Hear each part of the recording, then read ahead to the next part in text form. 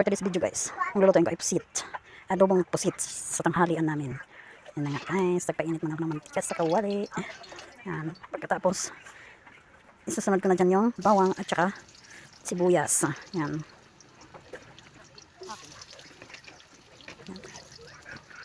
Yan.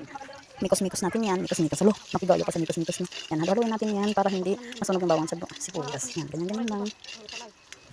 Hindi man tayo expert sa pagluluto, at least diba, meron tayong alam. Yan yung mga sinasabing lutong cham. Lutong cham. Cham talaga, no? Yan, haluin natin yan. Yan. Kasi susunod na natin ilagay dyan pag brown na. Yan, nilalagay na natin yung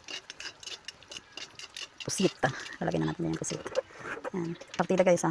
Wala pa akong taghawak ng cellphone ko dyan para pang video ha. Partida sariling sikap yan.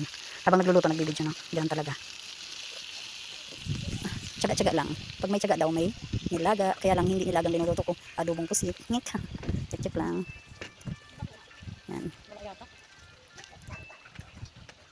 Nilagyan ko na nga dyan ng pamintang ano, yung hindi ko ganong dinurog, yung buo siya, tapos kunting ano lang, na magkahati-hati lang yan. Tapos yung linagyan ko rin siya ng ground black pepper. Yan. Tapos mikos-mikos natin yan. Oh, mikos-mikos talaga. Yan, ganyan-ganyan lang.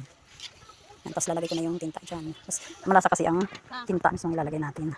Yan, dati-dati kasi nagluluto ako ng adobong pusit. Tinatanggal ko yung tinta, tinatapon ko. Pero nung naano ko doon sa ano, sa mas masarap daw pala pag yung mismong tinta ang ginagamit sa pag-adobo ng pusit. Mas malasa siya kumpara sa tuyo. Nilalagay diba yung soy. Yan. Yan, haluin natin para matunaw yung tinta. Yan lang. Tapos, yan, binagay ko na yung siling panigang. Malaki nga yung nabili kong siling panigang. Yan. Hindi ko na yan hinati-hati ang siling panigang kasi meron kasing siling panigang na sobrang anghang. Kaya buo ko siyang ginagay.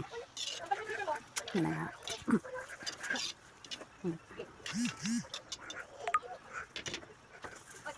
Yan, nalubalo ko na nga dyan. Nipis-nipis natin. Tapos titikman natin kung tama lang lasa. Yan. Yan, dinagyan ko dahil nga kulang yung lasa niya, dinagdagan ko ng konting asin, tapos dinagyan ko pala ng asukal yan, mga sangkay. Kasi kami kasi balik, ayun ko ba, yung nakasanayan lang namin yung kahit anong uri ng adobo, maano ba yan, karne ng baboy o manok, pusit, lahat yan, pag magluto ako, may asukal. Yun na yung nakahiligan ng mga anak ko. Yung medyo manamis-namis na adobo, pampabalanse sa lasa, hindi siya nakakaumay. Diba? Yan na nga. Ang pusit naman hindi na, at saka hindi ko na yan dinagyan ng ng tubig. Yan na siya, kusa na siya magtutubig dyan, hindi na kailangan lagyan ng tubig. Yan. At saka isa pa madali lang malutong pusit. Kaya kunting likos-likos. Ganyan. Antay na lang natin maluto yan. Yan.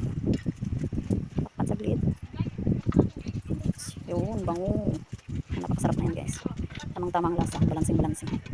Hindi tayo expert yan magluto ah. Nakadepende yan sa titigin kung masarapan sila. Diba? Titignan na lang natin kung lambot na yung laman niya. Lambot na, kaya okay na, luto na.